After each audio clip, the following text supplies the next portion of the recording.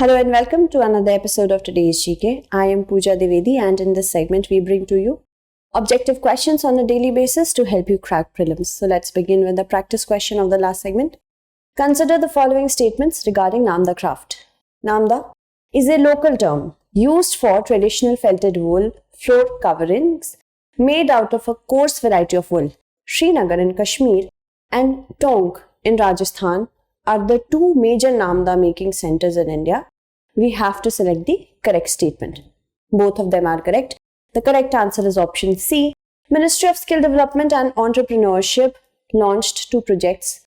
Revival of Namda craft of Kashmir as a special pilot project under Pradhan Mantri Kaushal Vikas Yojana 3.0 and upskilling of artisans and weavers of Kashmir under recognition of prior learning, component of Pradhan Mantri Kaushal Vikas Yojana. Namda craft is a rug made of sheep wool through a felting technique instead of the normal weaving process. It is a local term used for traditional felted wool floor coverings made out of a coarse variety of wool. It comes from the root word namata, that is Sanskrit for woolen stuff. Namda making is practiced as a craft in several cultures, especially in the countries throughout Asia, Iran, Afghanistan and India. Srinagar in Kashmir and Tonk in Rajasthan are the two major Namda making centers in India. To boost and preserve the traditional Namda craft of Kashmir and upskill the local weavers and artisans to enhance their productivity through RPL assessment and certification. Due to low availability of raw material, lack of skilled manpower and marketing techniques, the export of this craft has declined almost 100% between 1998 and 2008. Through this special project under Pradhan Mantri Kaushal Vikas Yojana, the Ministry of Skill Development and Entrepreneurship has designed a short-term training curriculum to preserve this endangered craft, and the project will be implemented in 25 batches and 3 cycles of training. Moving on to the next question. Which of the following is or are is the result of groundwater depletion in India, subsidence of land, contamination of groundwater, flash droughts, creation of sinkholes? We have to select the correct answer using the codes. All of them are correct. The correct answer is option D. A recent analysis of water level data indicates about 33% of the wells monitored have registered decline in the groundwater levels in the range of 0 to 2 meter. Decline of more than 4.0 meter has also been observed in few pockets of Delhi, Chennai, Indore, Coimbatore, Madurai, Vijayawada, Dehradun, Jaipur, Allahabad, Ghaziabad, Kanpur and Lucknow. Groundwater is the water that seeps through the rocks and soils and is stored below the ground. The rocks in which groundwater is stored are called aquifers. Groundwater supports the livelihoods of over 26 crore farmers and agricultural laborers. Groundwater is one of the most important water sources in India, accounting for 63% of all irrigation water and over 80% of rural and urban domestic water supplies. The continuous depletion of groundwater can result in the subsidence of land, which, because of groundwater, often provides support to the soil. When the balance is altered and changed by taking out the water, the soil collapses, compacts and drops, leading to subsidence of land. Contamination of groundwater, because groundwater that is deep within the ground often intermingles with salt water that we shouldn't drink. Often sinkholes are created when the water table lowers. These sinkholes are dangerous for buildings and towers. Flash droughts are those that occur very quickly, with soil moisture depleting rapidly. Moving on to the next question. Consider the following statements. The globally important agricultural heritage system is an initiative of the Food and Agriculture Organization. The UN has declared 2023 as the International Year of Millets. We have to select the correct statement.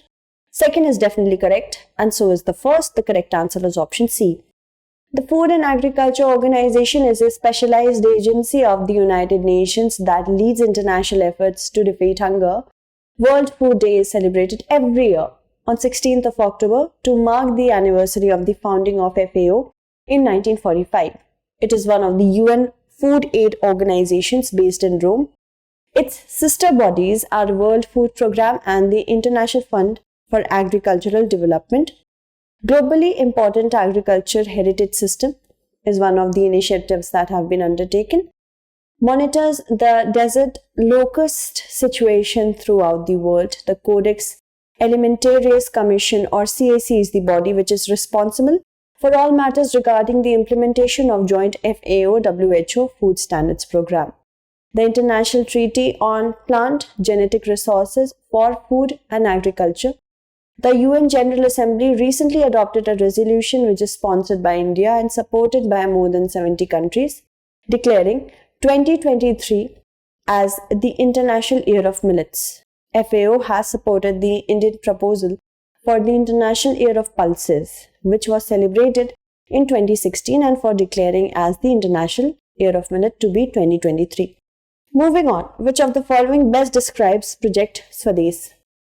The correct answer from the given options is actually option A, that it is a database launched for managing neurological disorders. Recently, the Department of Biotechnology National Brain Research Center has developed Project Swadesh for managing neurological disorders. It is the first large-scale multimodal neuroimaging database designed specifically for the Indian population, with big data architecture and analytics for various disease categories under one platform. It proposes a big data architecture that manages and analyzes 6 modules, namely neurodegenerative AD, mild cognitive impairment MCI and Parkinson's disease, neuropsychiatric, schizophrenia and bipolar disorders, neurodevelopment, autism and epilepsy, COVID-19 related disorders, other disorders, and healthy subjects.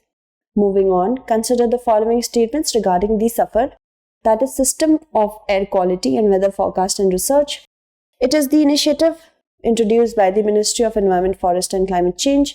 It monitors weather parameters like temperature, UV radiation and solar radiation. We have to select the correct statement. The first statement is incorrect because it is an initiative of Ministry of Earth Sciences. Second is correct. The correct answer is option B. Recently, SAFAR has studied post-Diwali air pollution in the 4 Indian cities, Delhi, Ahmedabad, Mumbai and Pune.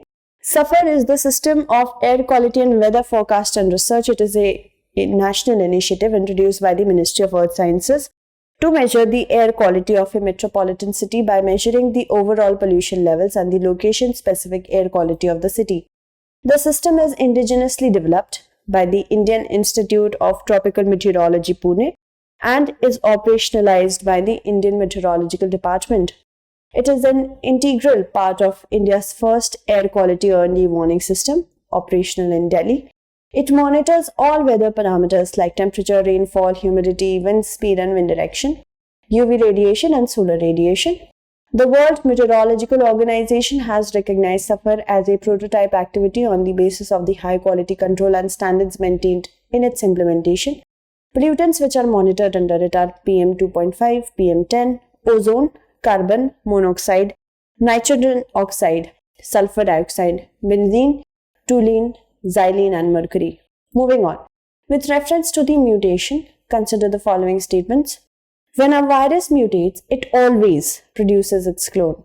Viruses with new mutations are sometimes called variants. We have to select the correct statement. The first is not correct. The second is correct. The correct answer is option B.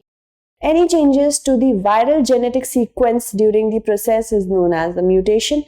When a virus replicates, it doesn't always manage to produce an exact copy of itself. Now, this means that over time, the virus may start to differ slightly in terms of its genetic sequence. Viruses with new mutations are sometimes called variants.